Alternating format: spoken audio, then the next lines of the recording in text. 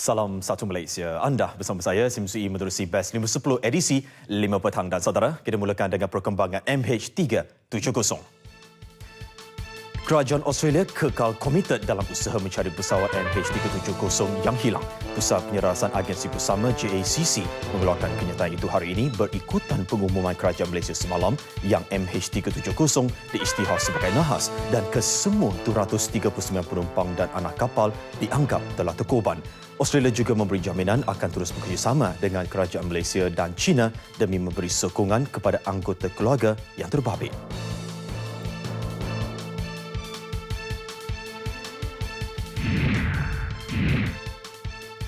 Dalam pada itu, status perkahwinan bagi mangsa tragedi MH370 yang beragam Islam tidak terbubar meskipun kerajaan mengisytiharkan semua penumpang pesawat malang itu dianggap terkorban. Bagi Presiden Persatuan Peguam Syari'i Malaysia Musa Awang, untuk menentukan status sesuatu perkahwinan terbubar, perintah anggapan kematian ataupun pembubaran perkahwinan hanya boleh dibuat di mahkamah. Pengisytiharan yang dibuat semalam belum membubarkan status perkahwinan mereka yang terlibat.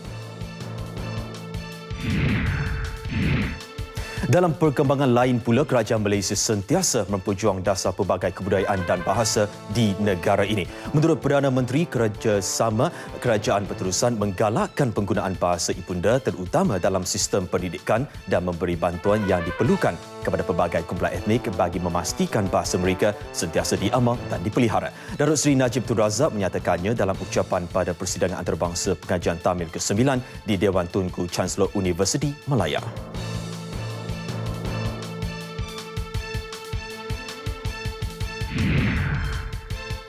Dalam rakaman siaran audio di laman www.najibrazak.com pula, Perdana Menteri berkata setiap rakyat Malaysia berperanan merangsang ekonomi negara dengan membeli barangan buatan Malaysia. Ini penting ketika kebanyakan negara di dunia sedang mengalami kesan kejatuhan harga minyak dan nilai mata wang. Malaysia tidak terkecuali daripada kesan itu dan kerajaan telah pun mengambil langkah sewajarnya bagi mengurangkan impak ke atas ekonomi negara. Justru pembelian produk buatan tempatan dapat mengurangkan aliran wang keluar negara dan merangsang pembangunan tempatan. Ekoran peningkatan ketara serangan pengganas di seluruh dunia, Malaysia berkongsi kebimbangan dengan Majlis Keselamatan Perubahan Bangsa Bersatu PBB. Wakil Tetap Malaysia ke PBB, Datuk Hussein Hanif, menyuarakannya dalam taklimat Majlis Keselamatan di New York yang dipengerusikan Presiden Majlis Keselamatan PBB, Christian Barros Melon. Dalam konteks ini, Malaysia mengeluarkan rasa kecewa kerana pihak majlis tidak mampu mencapai persetujuan dalam menangani situasi yang semakin meruncing ini.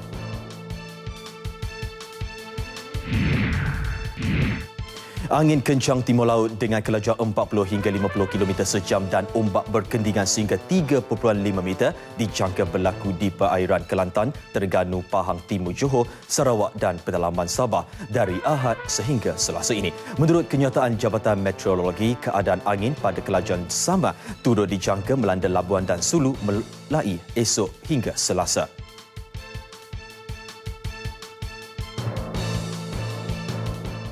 Baiklah, Best 510 akan kembali lagi sejam dari sekarang. Tetapi, saudara, jangan ke mana-mana kerana Nasional 5 akan menyusul selepas ini bersama dengan Kamal Firmansyah Kamaluddin. Saya Simsui. Salam Satu Malaysia.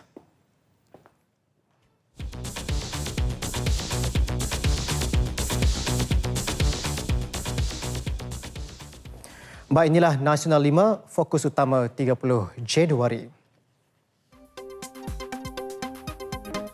Pemilik akaun Twitter personal tragedi MH370 akan disiasat. Unit Pelan Tindakan untuk Masa Depan Sekolah-Sekolah Tamil ditubuhkan. Perdana Menteri mahu dua pemimpin tertinggi MIC yang bertelagah berdamai.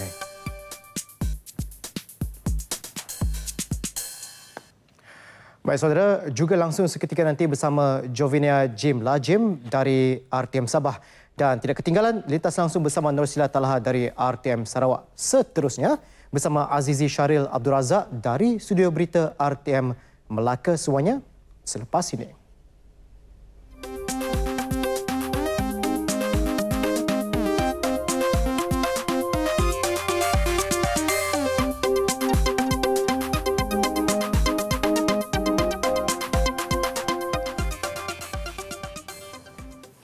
Baik, Ketua Polis Negara Tan Sri Khalid Abu Bakar mengarahkan pemilik akaun Twitter yang mempersenda tragedi pesawat penerbangan Malaysia MAS MH370 disiasat kerana mendakwa ia bukannya kemalangan. Dalam laman Twitternya, Tan Sri Khalid meminta Pusat Tindakan Siasatan Cyber Polis CIRC mengesan dan membuat siasatan itu. Pemilik akaun Fazil itu dikatakan membalas kenyataan Perdana Menteri Datuk Seri Najib Tun Razak di laman Twitternya yang melahirkan rasa simpati kepada keluarga mangsa MH370 berikutan pengumuman khas Jabatan Penerbangan Awam semalam. Tan Sri Khalid terus memaparkan gambar di laman Twitternya, identiti dan kenyataan Fazil yang membalas kenyataan Perdana Menteri itu. Penerbangan MH370 hilang daripada imbasan radar pada 8 Mac tahun lepas ketika dalam perjalanan dari Kuala Lumpur ke Beijing membawa 227 penumpang dan 12 anak kapal. Pengumuman yang dibuat Ketua Pengarah Jabatan Penerbangan Awam semalam adalah perlu berdasarkan peraturan oleh Pertubuhan Penerbangan Awam Antarabangsa ICAO. Berikutan ia pasukan teknikal yang perlu mengumumkan perkara tersebut. Menteri Pengangkutan Datuk Seri Liew Tiong Lai mengulas kekeliruan di media sosial yang mempertikaikan kenapa Menteri atau Perdana Menteri tidak mengumumkan keputusan itu. Datuk Seri Liew berkata, ia bukan keputusan mana-mana kerajaan. Sebaliknya, pengumuman tersebut mengikut piawaian antarabangsa. Datuk Azharuddin Abdul Rahman selaku pengerusi Pasukan Petugas Teknikal Peringkat Tinggi HLTTF MH370 bertanggungjawab untuk menyediakan laporan dan mengumumkan apa-apa tentang misi pencarian tersebut. Pasukan mencari sendiri perlu membuat laporan tersebut. Kerana ini adalah dari segi teknikal, ini bukan dari segi keputusan kerajaan mana-mana. Datuk Azharuddin juga akan mengeluarkan satu kenyataan sementara yang mengandungi butiran tentang kemajuan penyiasatan keselamatan yang dijangka dikeluarkan pada atau dalam tempoh ulang tahun kemalangan itu. Pengumuman itu tidak langsung memberi kesan kepada operasi mencari. Beliau menjelaskannya ketika dihubungi RTM dalam segmen Selamat Pagi Malaysia. Susulan pengisytiharan rasmi insiden MH370 sebagai satu kemalangan di bawah peraturan penerbangan antarabangsa itu juga, JAKIM menjelaskan solat jenazah ghaib tidak perlu dilaksanakan kepada penumpang dan anak kapal MH370. Sebaliknya, semua umat Islam diminta mengadakan bacaan tahlil dan doa kepada semua yang terlibat.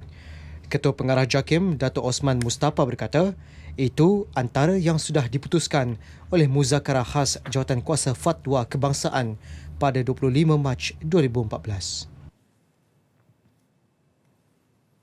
Yang di-Pertuan Agong Tuanku Abdul Halim Muazzam Shah berkenan berangkat ke majlis tahlil untuk penumpang dan kru pesawat MH370 di Masjid Negara tengah hari tadi. Turut mengiringi baginda Perdana Menteri Datuk Seri Najib Tun Razak. Majlis tahlil itu diadakan selepas solat Jumaat bersama-sama lebih 5,000 jemaah. Bacaan tahlil diketuai Imam Besar Masjid Negara Tan Sri Sheikh Ismail. Turut menyertai bacaan tahlil tersebut Menteri di Jabatan Perdana Menteri Datuk Seri Jamil Khair Baharom dan bekas Perdana Menteri Tun Dr. Mahathir Mohamad.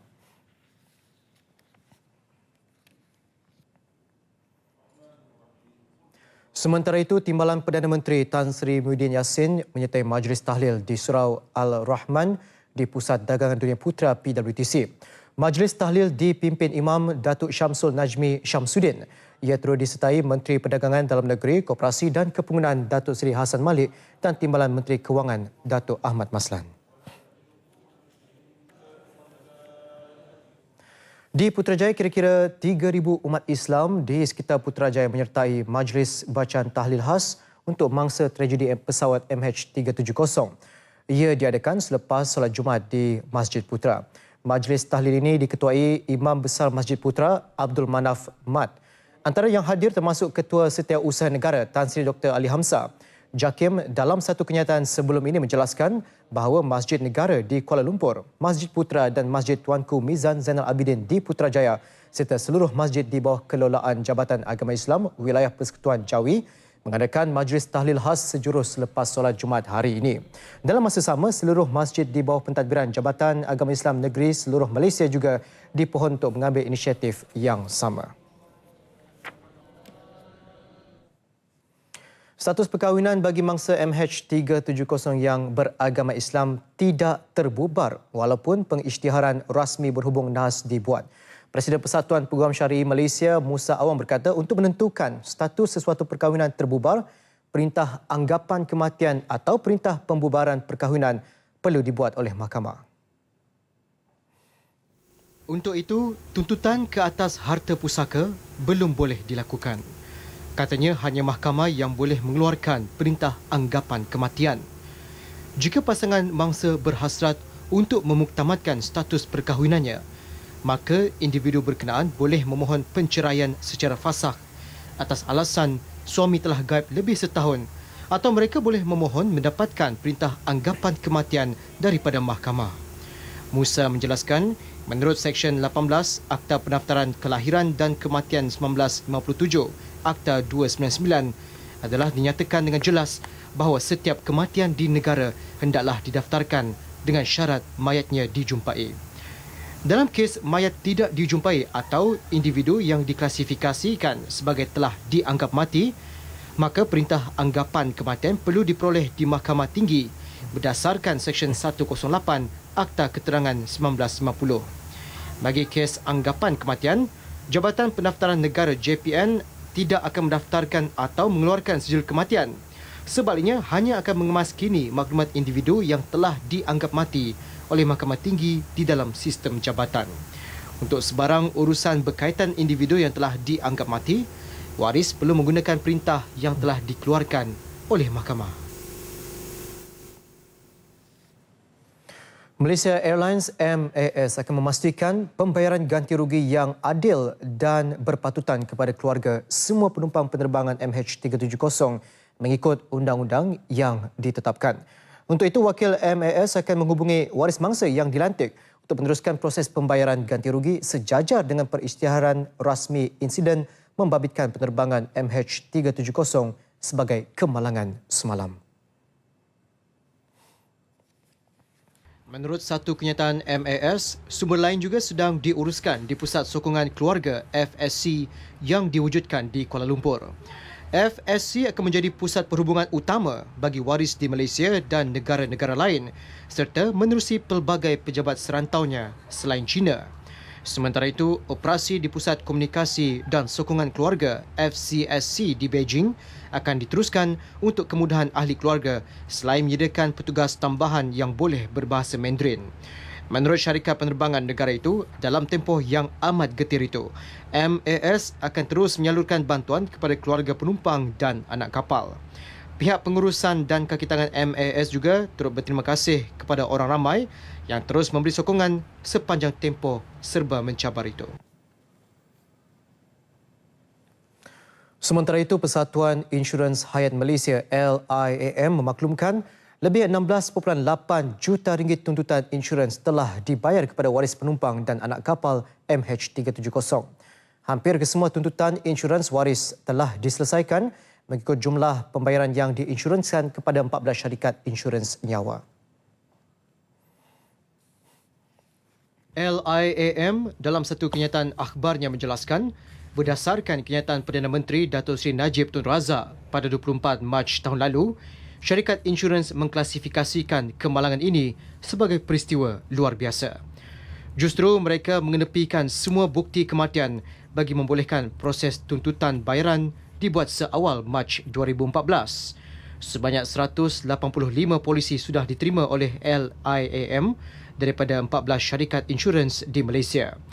LIAM terus melahirkan rasa simpati kepada keluarga dan waris MH370 berikutan pengumuman Ketua Pengarah Jabatan Penerbangan Awam, Datuk Azharuddin Abdul Rahman semalam. Keluarga salah seorang penumpang pesawat MH370, Ji Jing Han, 42 tahun di Jitra Kedah, masih mengharap keajaiban berlaku walaupun Jabatan Penerbangan Awam DCA mengumumkan pesawat berkenaan ditimpa kemalangan dan semua penumpang terkorban.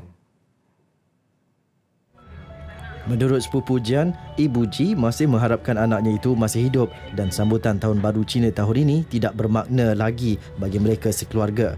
Jian berkata kali terakhir beliau bertemu sepupunya itu ialah pada Tahun Baru Cina lepas. Pengumuman adik I baru tahu a few hours before saja.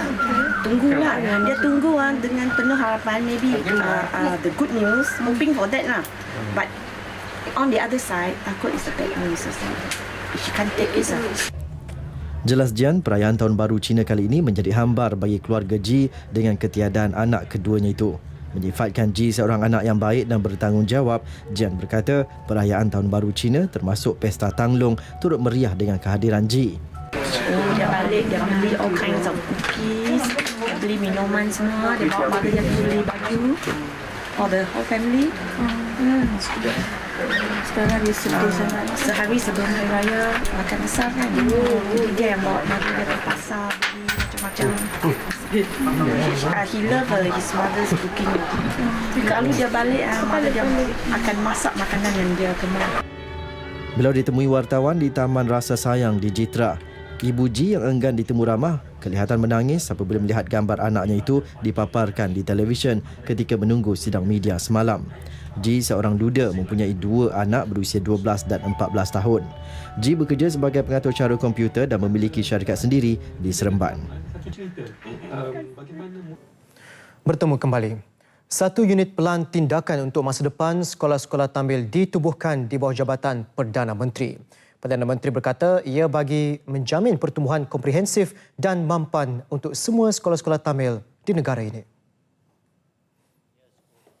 Menurut Perdana Menteri, pembelajaran bahasa ibunda dan kesusasteraan Tamil turut diajar di sekolah menengah. We have continued to encourage the use of mother tongue, especially in the education system, and gave all the necessary assistance to the various ethnic groups in ensuring that their language and culture are practiced and preserved. I'm proud to say that the Tamil community in Malaysia have successfully safeguarded their language and their culture. Students in Malaysia have the opportunity to learn Tamil right from the preschool level to the tertiary level. Ketika ini terdapat 523 buah sekolah rendah Tamil terdapat di seluruh negara. Pada April ini, sebuah lagi sekolah Tamil baru akan dibuka di Lunas, Kedah. Sebanyak 11.1% masyarakat India negara ini menyumbang dalam bidang profesional iaitu perubatan dan undang-undang. Perdana Menteri Datuk Seri Najib Tun Razak berkata kaum India terus signifikan menjadi pemangkin kepada agenda transformasi dan juga pengukuhan perpaduan. Menurut Datuk Seri Najib, kerajaan menyediakan pelbagai program dan inisiatif dalam membantu kaum India dari segi politik, sosial dan ekonomi. Ini termasuk jawatan kuasa Kabinet Kaum India yang dipengerusi beliau sendiri bagi memastikan masyarakat itu terus maju sejajar program transformasi kerajaan dan ekonomi negara. From the Indian community, there are also many towering figures from the community who have made significant contributions and achievements in the field of education, business and sports. The progress and transformation of the Indian community is a continuous journey. And I also believe that much more needs to be done to uplift the Indian community. The government, under the One Malaysia concept, is committed to ensure that the Malaysian community or the Malaysian Indian community continues to achieve success and witness positive growth in all sectors. Datuk Seri Najib berucap merasmikan persidangan antarabangsa Seminar Pengajian Tamil kali ke-9 di Ibu Negara. Jelasnya, kini status ekonomi kaum India banyak berubah sejak Malaysia mencapai kemerdekaan. Seminar 4 hari ini dihadiri penyertaan dari 20 buah negara dengan 1,500 pembentang kertas kerja. Krisis dalaman MIC.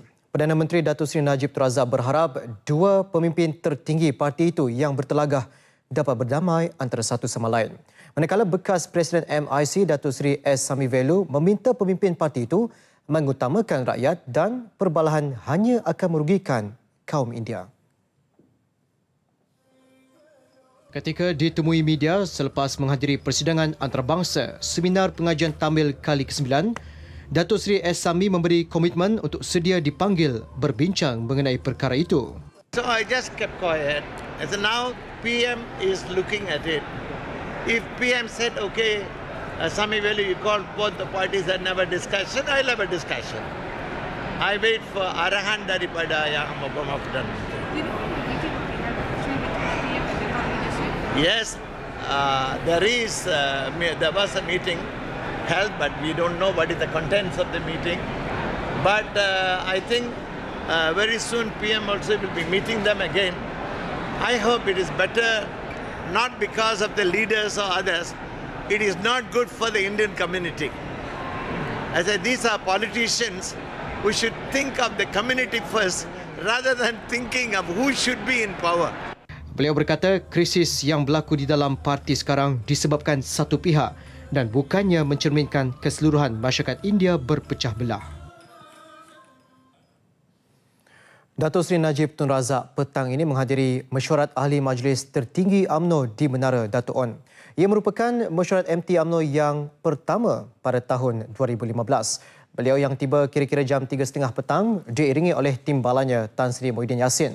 Turut hadir anggota majlis tertinggi parti. Antara isu yang dijangka dibincangkan pada mesyuarat kali ini adalah berhubung MH370, pergolakan dalaman MIC serta keadaan ekonomi semasa. Perincian lanjut dalam Nasional 8 malam ini.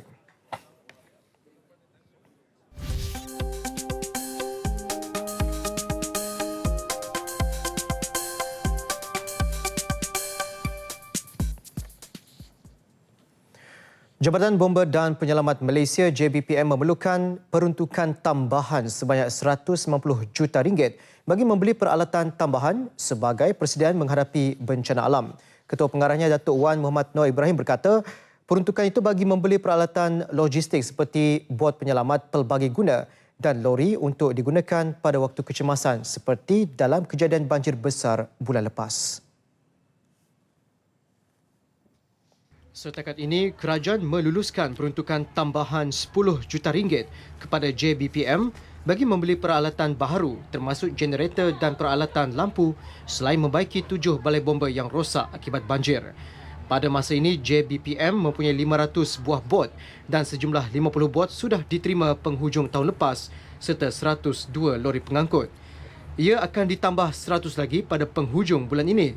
JBPM juga mempunyai 13 bot amfibia dan akan ditambah 5 lagi. Mengulas persiapan JBPM menghadapi musim kemarau, JBPM kini dilengkapi 240 unit peralatan kebakaran hutan dan 100 lori tangki air dengan kapasiti sebanyak 20,000 liter setiap tangki. Musim kemarau dijangka antara Januari dan Mac. Pasca banjir di Pantai Timur, Yayasan Kebajikan Negara YKNM dengan kerjasama Jabatan Kecemasan dan Trauma Hospital Kuala Lumpur HKL meneruskan misi bantuan pasca banjir dengan tumpuan khas kepada masyarakat orang asli. Misi dibantu Persatuan Orang Asli Prihatin Pahang POAPP dengan tumpuan diberi kepada rawatan perubatan dan keperluan asas. 44 sukarelawan terdiri daripada kaki tangan YKNM, 2 doktor pakar, 4 pegawai perubatan dan 10 sukarelawan POAPP terlibat. Kawasan tumpuan ialah perkampungan masyarakat orang asli di Gua Musang. Menurut Pengarah Jabatan Kecemasan dan Trauma HKL, Datuk Seri Dr. Abu Hassan Asari, penekanan lebih tertumpu kepada penyakit jangkitan air seperti cirit-birit dan leptospirosis, kencing tikus serta usaha-usaha rawatan perubatan. Sumbangan berbentuk penapis air, selimut, tilam dan keperluan harian dihantar kepada 250 orang penerima yang telah dikenal pasti. Pelepasan konvoi kenderaan pacuan 4 roda misi bantuan pasca banjir diketuai Pengerusi Lembaga Pemegang Amanah YKNM, Datuk Seri Syarizat Abdul Jalil, Penasihat POAPP, Datuk Muhammad Olian Abdullah dan Pengarah Jabatan Kecemasan HKL, Datuk Seri Dr. Abu Hassan Asari. Turut terpanggil membantu mereka yang terjejas banjir di Kelantan baru-baru ini, College Universiti Islam Melaka KUIM. KUIM dengan kerjasama Jabatan Pertahanan Awam Malaysia JPAM Negeri Melaka menghantar 2 trak berisi pelbagai barangan keperluan asas untuk mengurangkan beban yang ditanggung penduduk terlibat. KUIM Datuk Dr. Baharudin Putih berkata, antara sumbangan yang dihulurkan ialah kelengkapan persekolahan seperti pakaian sekolah, selain peralatan memasak dan barangan keperluan makanan. Turut disumbangkan ialah bantuan dana bernilai RM10,000 hasil sumbangan warga KUIM dan pelbagai badan bukan kerajaan NGO Negeri Melaka. Dan juga kita juga telah kekuatan yang ada lebih kurang 100 orang, yang mana kita memilih JPAM dan PSTD juga Majlis Perkumpulan Pelajar yang ada kemahiran yang boleh membantu mereka, kan kita tidak mahu membawa sukarelawan tanpa kemahiran. Jadi JPAM ada ni kemahiran, PSTD ada kemahiran dan kemahiran berbentuk latihan, bantuan, kesihatan, practically dan semua kita bawa. Dan tujuan fokus utama kita ke Kelantan kerana kita mendapati lebih kurang hampir 20 orang mahasiswa kita rumahnya dilanda banjir dan juga termasuk sama pensyarah-pensyarah kita. Majlis Pelepasan Sukarelawan Pasca Banjir KUIM yang disempurnakan Exco Pelajaran, Pengajian Tinggi, Sains dan Teknologi, Teknologi Hijau dan Inovasi Negeri, Datuk Mat Yunus Husin di Kuala Sungai Baru, Melaka. Lebih 100 sukarelawan Jabatan Perdana Menteri dan Pengakam Malaysia mengadakan gotong royong membina jeti sementara untuk kemudahan lebih 100 pelajar sekolah kebangsaan Pulau Beluru Tumpat. Sebelum ini mereka terpaksa menggunakan bot tambang dengan bayaran RM1 seorang selepas jambatan yang dibina menghubungkan Teluk Rejuna dengan beberapa buah kampung sejak 9 tahun lalu runtuh akibat banjir baru-baru ini. Sebelum ini, para ibu bapa bimbang dengan keselamatan anak mereka ketika berulang-alik dengan menggunakan jeti sementara yang dibina oleh penduduk. Pembinaan jeti baru ini sedikit sebanyak mengurangkan rasa bimbang mereka. Ia dijangka siap dalam tempoh 3 hari.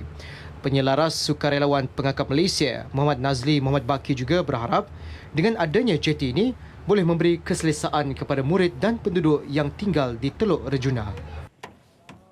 MKN telah maklumlah untuk membaik pulih balik. Pasal hanya perhubungan dekat sini memang air. Antara dua ni jambatan ni. Wak segera lah kan ni mudah nak budak sekolah ke. Gitu bahaya tak ada orang tu. Nak niti tak ada orang ambil kat takut jatuh ke gapo. Nak suruh buat cepatlah. Buat cepat jambatan yang dia buat mudah.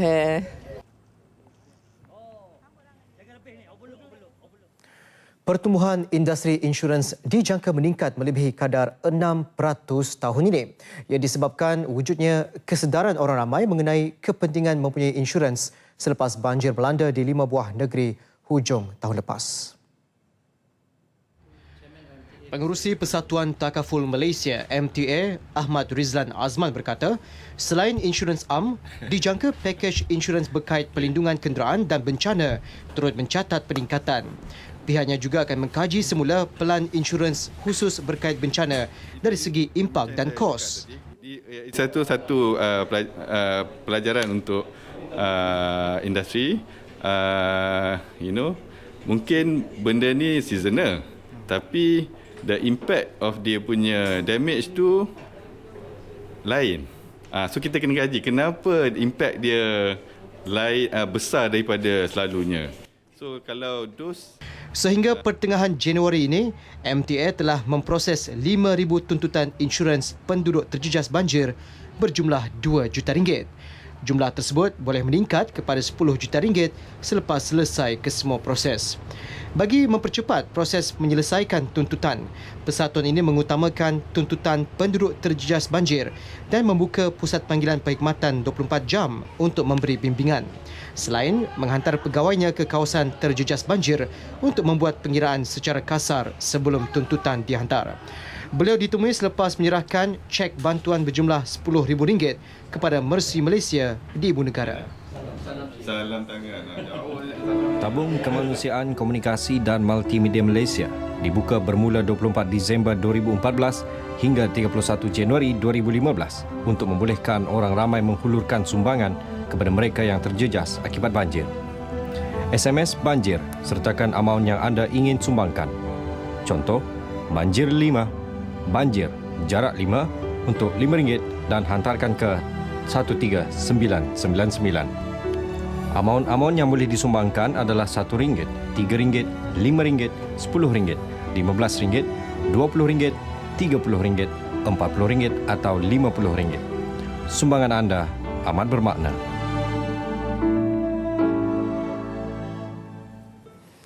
Bekas Menteri Besar Perak Datuk Seri Muhammad Nizar Jamaluddin didakwa semula di Mahkamah Session Ipoh atas tuduhan memfitnah Perdana Menteri Datuk Seri Najib Tun Razak pada 2012. Beliau bagaimanapun mengaku tidak bersalah dan meminta dibicarakan selepas pertuduhan dibaca di hadapan Hakim Nur Hayati Mat.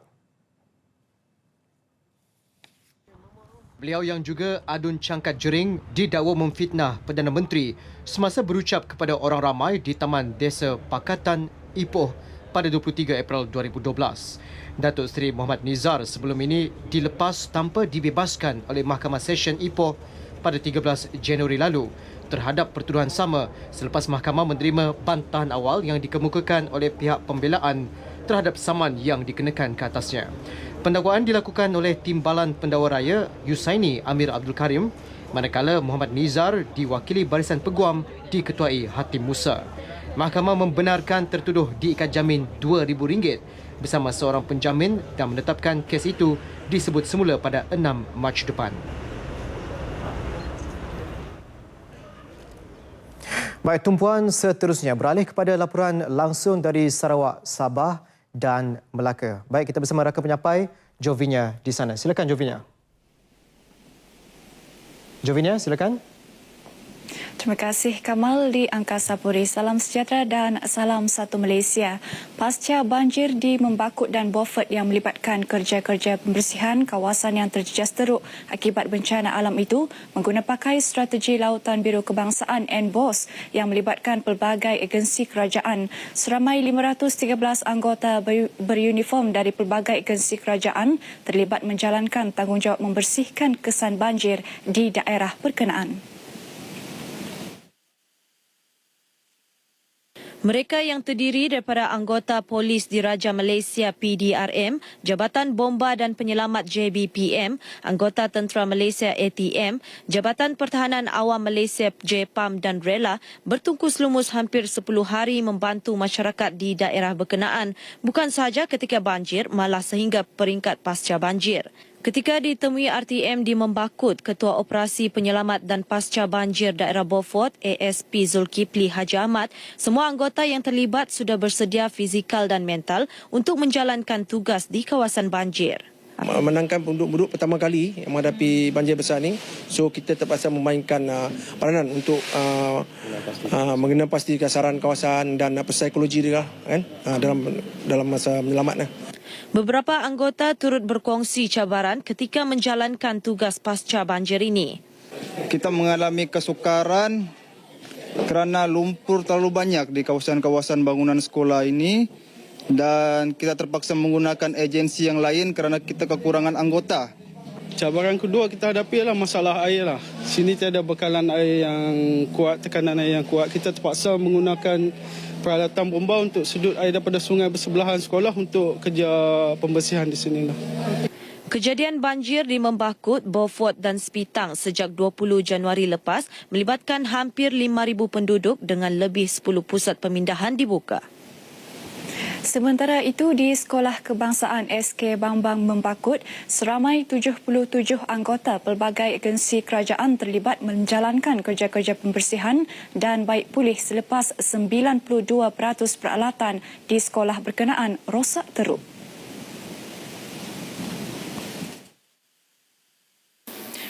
SK Bambangan yang mempunyai 7 blok bangunan papan dengan 118 orang pelajar, guru dan kaki tangan sokongan merupakan antara lokasi paling terjejas akibat banjir di daerah kecil Membakut selepas ditenggelami air dan diliputi lumpur setinggi 1 kaki.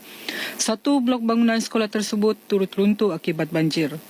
Bilik-bilik darjah kita juga telah ditenggelami air, di mana kursi meja yang ada di dalam bilik tersebut dianyutkan disebabkan arus air pada waktu itu sangat deras. Jadi pintu yang kami kunci ini terbuka. Jadi peralatan seperti meja, almari dan juga kursi murid semuanya dianyutkan. Wahab yang ditemui RTM menyatakan bantuan pelbagai pihak itu dapat meringankan beban warga sekolah dan masyarakat setempat yang menghadapi kekurangan sumber tenaga dan fasiliti untuk kerja-kerja pembersihan. Antara agensi terlibat membersihkan sekolah berkenaan yang mengambil masa 3 hari berturut-turut ialah Polis Diraja Malaysia, PDRM, Jabatan Bomba dan Penyelamat, JBPM, Anggota Tentera Malaysia, ATM, Jabatan Pertahanan Awam Malaysia, JPAM, Rela dan pelatih Pusat Latihan Hikmat Negara PLKN. Sementara itu, pelatih PLKN yang julung kalinya turun padang dalam misi seumpama ini berkongsi pengalaman tersebut bersama RTM. Ini pengalaman saya yang pertama di sini dan saya rasa macam saya teringin sangat nak menolong orang-orang mangsa banjir ni, nak kemas sana sini. Lagi-lagi sekolah tengok budak-budak yang tak boleh belajar apa semua kan. Sebagai ahli PLKN, saya rasa saya dah dapat manfaatkan dalam diri saya rasa tanggungjawab, menolong, tolong. Sebelum ini, anggota terlibat turut membersihkan SK Sinoko yang terletak kira-kira 200 meter dari SK Bambangan. Pengarah Pendidikan Sabah Datuk Jem Alip menasihati guru supaya sentiasa mengawal emosi dan perasaan ketika berdepan masalah disiplin pelajar. Seseorang guru perlu mempunyai sikap penyabar, penyayang dan tidak mudah mengikut perasaan amarah ketika berdepan situasi demikian. Menurut Datuk Jem, guru juga seharusnya memahami latar belakang dan perangai anak murid sama ada di peringkat sekolah rendah atau menengah. Beliau berkata demikian kepada pemberita selepas menutup seminar guru bimbingan dan kaunseling peringkat negeri tahun 2015 di Tawau. Datuk Jem diminta mengulas laporan akhbar mengenai seorang guru di daerah tersebut yang didakwa mendatangkan kecederaan kepada murid berusia 8 tahun minggu lepas. Menurutnya, beliau telah berjumpa dengan guru terbabit dan berbincang mengenai masalah tersebut. Setakat ini pihaknya masih menunggu laporan polis sebelum tindakan susulan dibuat. Beliau juga meminta guru besar, pengetua serta guru kaunseling memainkan peranan untuk membimbing rakan guru yang berdepan masalah pelajar. Majlis Perbandaran Sandakan MPS akan menggubal beberapa peraturan baharu dan menambah baik sistem penyampaian sedia ada bagi meningkatkan kualiti perkhidmatan mereka kepada pelanggan di daerah Sandakan. Presiden MPS Datuk James Wong berkata tambah baik itu antara lain membabitkan penggubalan Undang-Undang Kecil Pengurusan Sisa Pepejal dan menguatkuasakan Undang-Undang Kecil Anti Kutu Sampah termasuk pembuangan sisa bahan binaan. MPS juga akan mewujudkan kios untuk pembayaran bil, pembaharuan lesen dan pembayaran menggunakan mesin pendeposit bagi memudahkan orang ramai berurusan dengan MPS. Beliau berkata demikian pada Majlis Angkat Sumpah 25 Ahli Majlis MPS bagi tahun 2015-2016 di Sandakan. Menurutnya, MPS juga akan memperhebat gerakan pemantauan dan penguatkuasaan terhadap pembinaan dan penambahan struktur bangunan haram, khususnya membantras penempatan setinggan. Sekian berita dari Sabah petang ini. Seterusnya kita bersama Norsila di Sarawak. Silakan.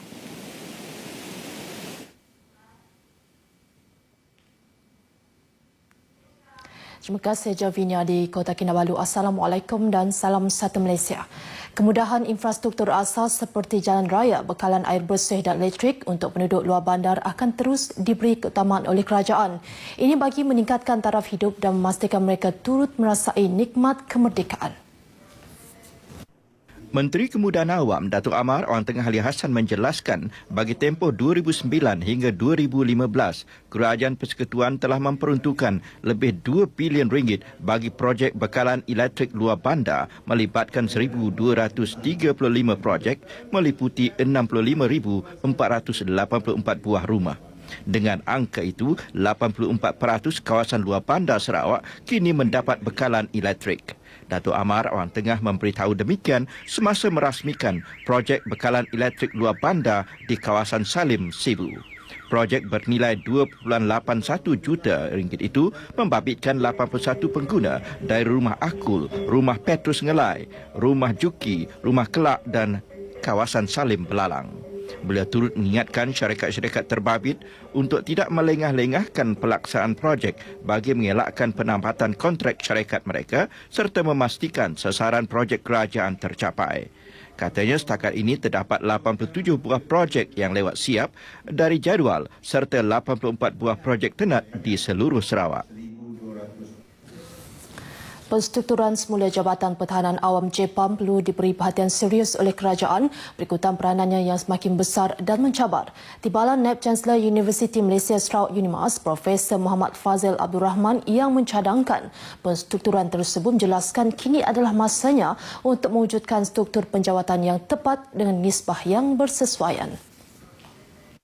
Menurut Profesor Muhammad Fazil yang juga Komandan Kos Siswa-Siswi Pertahanan Awam, SISPA, melihat kepada peranan dan tanggungjawab yang digalas JPAM semasa bencana seperti banjir baru-baru ini adalah seharusnya penstrukturan itu diambil serius oleh pihak kerajaan.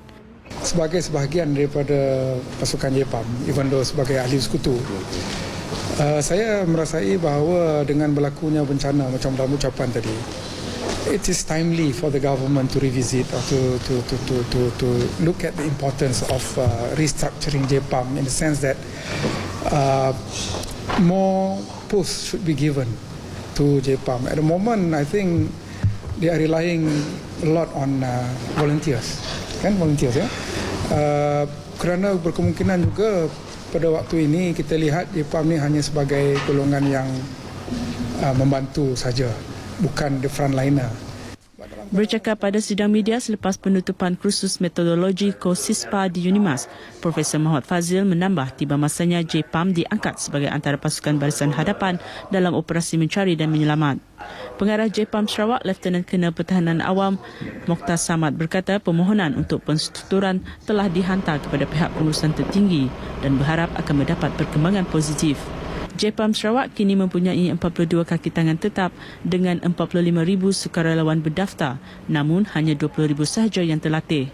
Sementara itu, seramai 107 orang pelajar UNIMAS yang menyertai KOSISPA telah menghadiri kursus 2 minggu pertahanan awam yang bermula 18 Januari lalu yang meliputi kursus berenang, responden pertama dan metodologi. Satu kejadian tanah runtuh berlaku di kawasan Tubau, Jalan Bakun, Bintulu kira-kira jam 9 malam tadi. Menurut jurucakap Pondok Polis Sungai Asap, kejadian tanah runtuh berhampiran simpang rumah penghulu Awe berlaku berikutan hujan lebat petang kemarin. Kerja-kerja baik pulih telah dilakukan oleh Jabatan Kerja Raya dan keadaan lalu lintas di kawasan terbabit adalah terkawal dan selamat. Tiada kemalangan jiwa dilaporkan. Sementara itu, banjir di Umar Sambob dan Klinik Sambob di Belaga telah pulih ekoran air mulai surut pagi tadi. Hubungan baik antara pasukan polis dengan masyarakat perlu terus ditingkatkan dalam membantu usaha-usaha pencegahan jenayah khususnya di daerah Tatau. Ketua Polis Daerah Tatau DSP Harun Jaafar menjelaskan hubungan baik itu adalah sebagai salah satu langkah pihak polis untuk mendampingi dan meyakinkan rakyat tentang kehadiran polis bersama mereka memerangi jenayah. Menurut DSP Harun, pendekatan itu akan membantu pasukan polis meningkatkan tahap perkhidmatan termasuk penyaluran maklumat dua hala antara polis dan masyarakat. Beliau berucap pada majlis serah terima tugas Ketua Polis Daerah Tatau di Ibu Pejabat Polis Daerah Tatau. DSP Harun Jaafar akan bertukar ke Ibu Pejabat Polis Kontijen Seremban sebagai timbalan Ketua Jabatan Siasatan Jenayah Risikan Operasi berkuat kuasa Februari ini. Beliau mendapati daerah Tatau merupakan satu daerah yang aman dan mempunyai kadar indeks jenayah yang minima. Ketua Cawangan Khas Inspektor Muhammad Ridwan Awang Dahlan akan memangku tugas Ketua Polis Daerah Tatau sehingga Ketua Polis Daerah Tatau yang baru melapor diri. Anak syarikat Malaysia Airlines Berhad Mas Wing akan mengambil alih penerbangan domestik di Sabah dan Sarawak tahun ini jika mendapat kelulusan dari kerajaan. Ketua Pegawai Eksekutif Mas Wing, Kapten Rizatwan Rashid berkata jika diluluskan, kelak Mas akan mengendalikan penerbangan utama dari Sabah dan Sarawak ke Semenanjung Malaysia. We are 100% subsidiary of Malaysia Airlines. And in that regard, Malaysia Airlines would like us to handle all the services in Sabah and Sarawak. Currently, Malaysia Airlines operate the 737 jets in Sabah and Sarawak, internal, and MAS prefers that MAS Wing to handle that. So in that regard, we are waiting for government approval, and once we receive the approval, we will be taking over all the jet routes within Sabah and Sarawak. Kapten Rizwan memberitahu demikian pada sidang media pelancaran program The New Beginning dan pakaian anak kapal baharu Mas Wing. Katanya perubahan dari pesawat berkipas ke jet itu akan memberi lebih pilihan kepada pelanggan dalam aspek kekerapan penerbangan.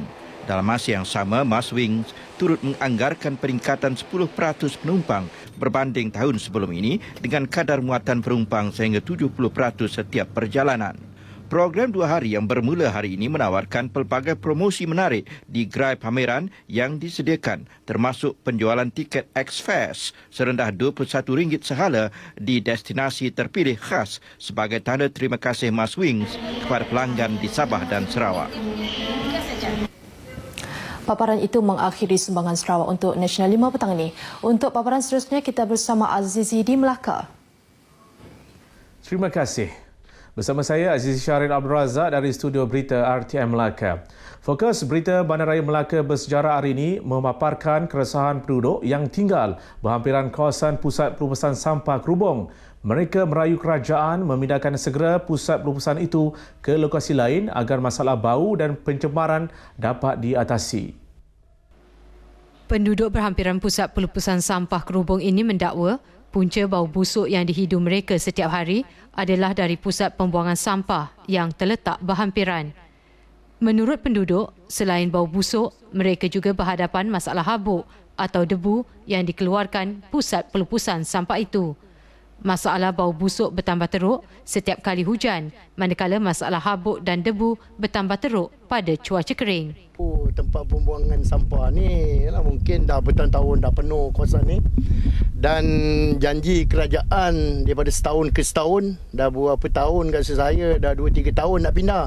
Tapi malangnya hari ini sambung berterusan. Jadi penduduk kampung tak puas hatilah di sekeliling sekitarnya. Bukan kata kawasan Kampung Tampoi. Kawasan Kampung Tampoi, Krubong, Batu Tujuh, Gangsa dan juga kawasan Batu Berendam lah. Jadi mengakibatkan bau dan juga bila musim panas akan tiba, kebakaran, asap sepenuhnya kawasan ni. Kalau ada yang ada sakit, lelah apa semua memanglah ada kesan sampingan tu. Habuk dengan batuk dengan apa. Kadang-kadang bila terbakar macam tu dia tak ambil tahu mah. Tak ada pun nak padam apa semua tu. Jadi kan mengganggu alam sekitar dekat-dekat sini semua. Bukan kampung saya, belah dan taman mereka dan semua. Kalau lagi situ yang rasa tak memuaskanlah. Pusat pelupusan sampah di Krubong seluas 80 hektar mula beroperasi sejak 1996 dan kini penduduk mendakwa kapasiti penggunaannya telah melebihi tahap maksimum. Antara puncanya, pusat pelupusan baharu di Sungai Udang seluas 12.14 hektar masih belum siap. Sementara itu, menurut Datuk Bandar Majlis Bandaraya Melaka Bersejarah Datuk Zainal Husin, pusat pelupusan sampah baharu di Sungai Udang akan beroperasi Mac tahun ini. Datuk Zainal berkata Perbadanan Pengurusan Sisa Pepejal dan Pembersihan Awam PPS-PPA telah diminta mengambil langkah segera memindahkan pusat pelupusan sampah sedia ada di Krubong ke pusat pelupusan sampah di Sungai Udang. Beliau juga kecewa kerana syarikat kontraktor yang dilantik mengendalikan kerja penimbusan sampah di pusat pelupusan itu gagal melaksanakan kerja dengan sempurna menyebabkan timbulnya masalah bau busuk dan habuk. Kapasiti dekat Kerubung dah maksimum dah tak boleh lagi menampung sampah sekarang ni. Kita patutnya dengan segera memindahkan ke Sungai Udang. Since Sungai Udang ni baru lulus plan last week. Jadi saya minta PPSA Perbadan Sisa Pejal mengatur lah supaya dipindahkan segera. Busuk saya minta kontraktor lah. Kontraktor patut ada beberapa lapis sampah, kemudian dia ada taruh pasir tanah.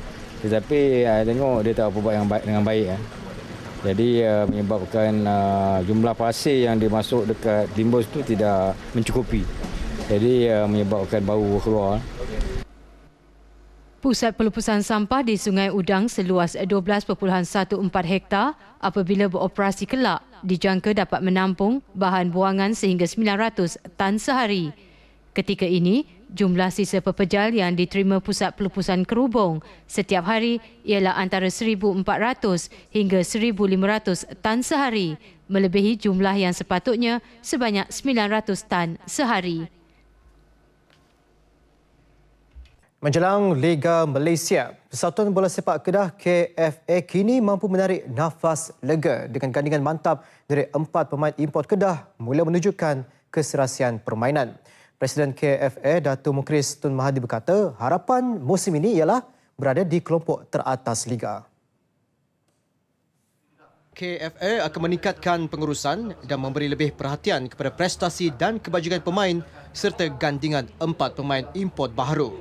Tajaan RM10 juta diterima daripada Kerajaan Negeri, Perbadanan Kemajuan Negeri Kedah PKNK, Syarikat Air Darul Aman Sinar Berhad SADA, Nazar Automotive Manufacturing Sinar Berhad NAZA, serta tajaan pembuat baju jersey baharu dari Warix.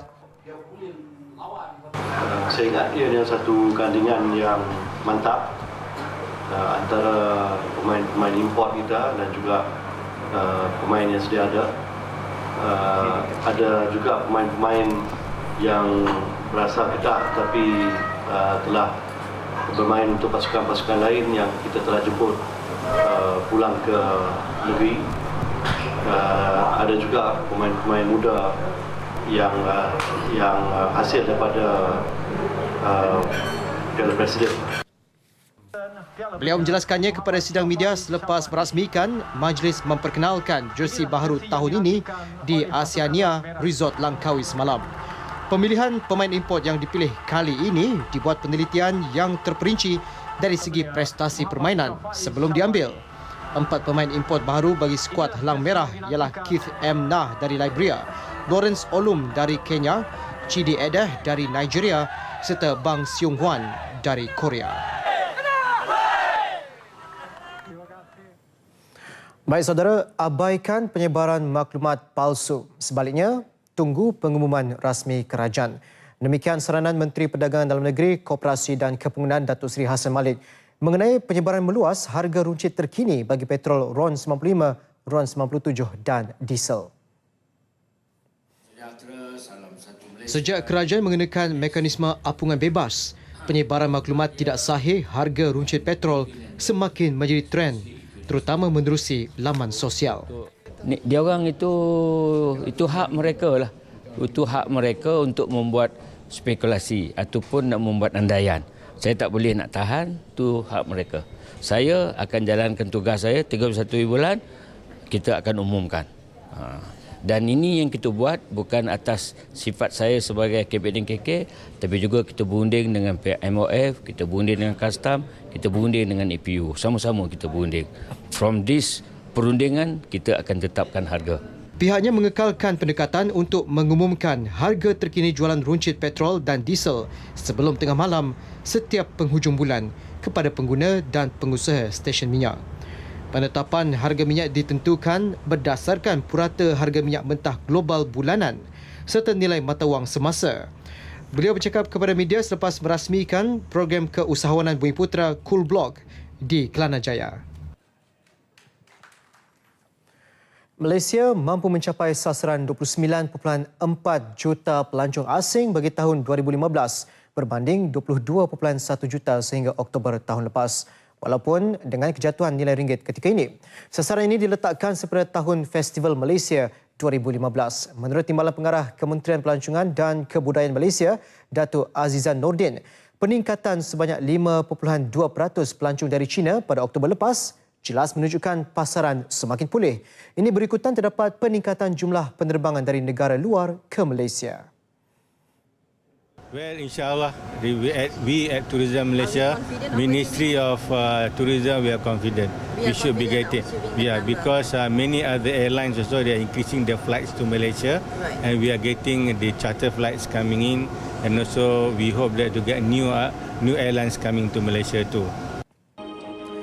Beliau berkata demikian selepas merasmikan Pameran Perdagangan, Pelancongan dan Perniagaan di Ibu Negara. Pameran ini dijangka akan menerima anggaran 30,000 pengunjung sepanjang pameran yang berlangsung pada hari ini sehingga 1 Februari nanti. Sementara itu, semua pulau peranginan di Terengganu akan dibuka semula secara rasmi untuk kegiatan pelancongan bermula 1 Mac ini. Sebelum ini, rata-rata hotel dan chalet di negeri itu dihentikan operasi sejak 15 Oktober tahun lalu ekoran hujan lebat musim tengkujuh.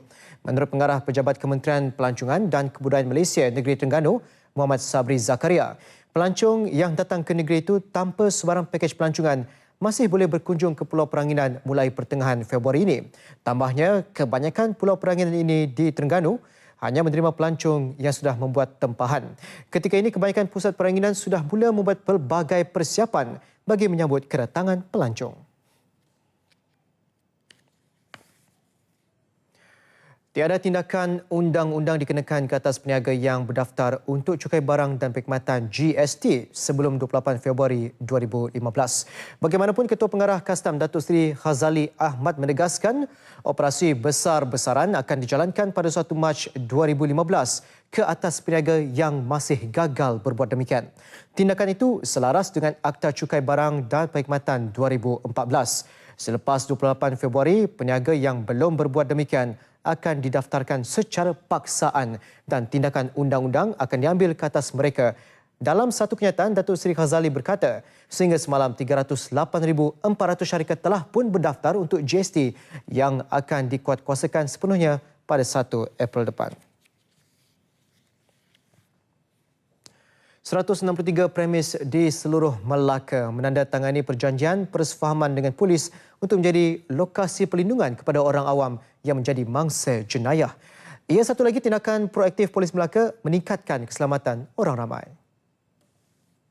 Menurut Ketua Polis Negeri Datuk Chuah Gi Lee, kerjasama menerusi program Go to Safety Point GTSP membolehkan mangsa jenayah mendapatkan perlindungan dengan pergi ke mana-mana premis yang menjadi ahli GTSP. 154 premis menjadi ahli bagi program Safety Cam Partnership di mana premis terlibat dilengkapi dengan kamera litar tertutup CCTV. Konsepnya adalah very simple, mana kita pertama sekali ialah memberi bantuan pada mangsa jenayah. Bantuan dari segi apa? Pertama sekali ialah untuk membantu mereka menghubungi polis. Yang kedua ialah untuk dan memberi bantuan first aid lah. First aid. Contoh kalau mereka ni cedera dan kalau mereka ni dalam keadaan trauma untuk menenangkan mereka lah. So ini adalah salah saya rasa satu konsep yang baik di mana rakyat akan rasa selamat di mana-mana mereka berada. Beliau menjelaskannya kepada media selepas merasmikan taklimat Go to Safety Point dan Safe Camp Partnership di Ibu Pejabat Polis Kontingen Melaka, Bukit Beruang. Antara premis terlibat dalam program ini ialah stesen minyak Petronas, Shell dan Petron selain rangkaian runcit 24 jam 7-Eleven. Baik, sekali lagi tumpuan Nasional 5. Pemilik akaun Twitter pesenda tragedi MH370 akan disiasat. Unit Pelan Tindakan untuk Masa Depan Sekolah-Sekolah Tamil ditubuhkan. Perdana Menteri mahu 2 pemimpin tertinggi MIC yang bertelagah berdamai.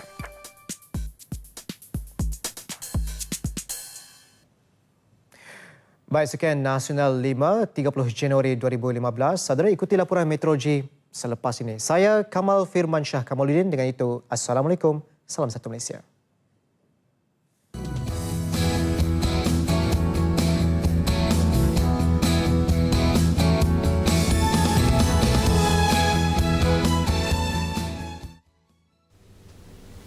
Terima kasih kepada rakan penyampai di Angkasa Puri. Assalamualaikum warahmatullahi wabarakatuh dan salam sejahtera.